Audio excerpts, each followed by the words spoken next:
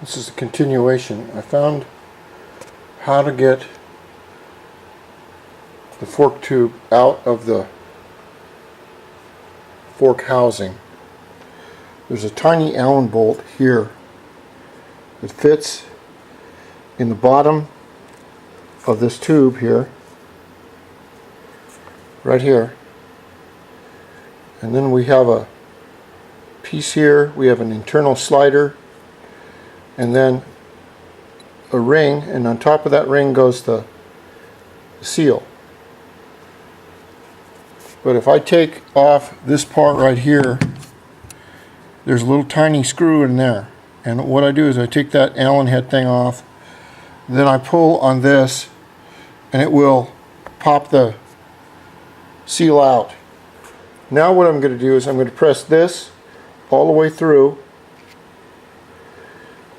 to the outside. See if I can do this. It's kind of heavy.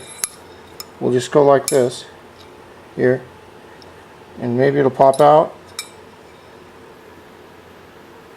No, maybe not. But then I'm going to put all this in a large plastic basin with a little bit of Tide or laundry soap, and take my little bottle opener here, bottle washer, and clean everything up really nice, because I want to get all the gunk and any old fork oil out of it. And that's where we're at so far. This is the interior lower part that is affixed to a Allen head bolt that goes right through there that you have to take off. There's one on each side. I'm making a log to see which. I hope I didn't break that. I don't think I did, but I hope I didn't. To see where the springs and everything go in case I forget. This is a little Allen head, and it's got a copper deal on it.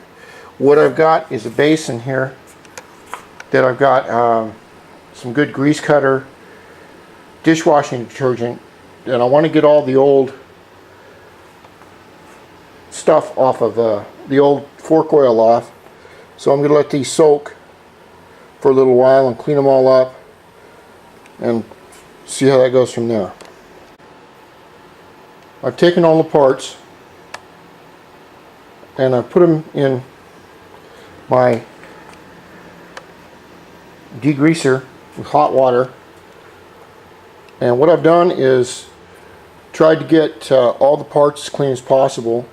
It's kind of hard to get down in the tubes, get down in them. I'm doing this for my non-English speaking friends, or down in here. So what I used is a deal like this, and we put it down in there, all the way down in there, and then pull it all the way back out. I think you should treat this like a surgical operation as far as having everything, if you're only going to do this job once, have everything clean as you can.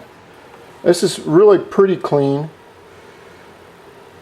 And then if I don't remember how to put back all these parts, I just rewind the tape to exactly where everything was, because this is a little different.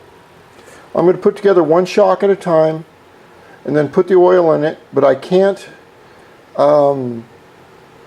actually compress the shock because of the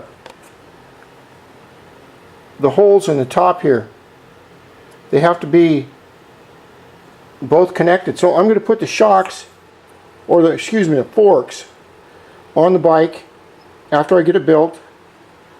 I'll put oil on this stuff. Remember, Q-tips are your friend. These little deals, they go real nice in little holes or little places here or down in here, or any place that you really need to get in and get something done. You just get them dirty and throw them away. Okay, I'm going to put this one back together and see how well it works. This fork here, the first one, is halfway rebuilt. What I did was I carefully cleaned everything up.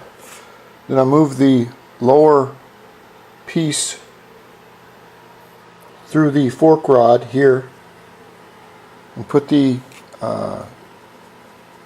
hex nut in here. I made sure I tightened everything up first. Tighten up this hole here, and then what I did was, the seal is all steel. This is the old one right here, but all the outside of it is steel.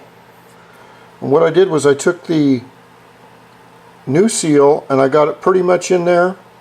Then I put on the circular clip here. I put it on inside. I slid the old seal back on to the clip and the new seal, and then I pounded this down with this right on the edge and my mallet on a piece of wood. And all I had to do was just pound the seal down until the clip got inside the its runner here, inside here. Now tomorrow I'm going to put this large spring in, then I'll put the washer in with a small spring, then I'll put in approximately 6 ounces of oil, and I'll put the cap back on right here. Everything's been cleaned and oiled, and as soon as I get this one done, I'm just going to do one at a time so I don't mix up any parts. Then I'm going to put it back on the bike and do the other one. And I'll have to be real careful about the oil because both of them are going to have open ends on until I can get the air equalizer deal on here. But that's where I'm at so far, and it's working out pretty good. So we'll do some more tomorrow. Happy Valentine's Day.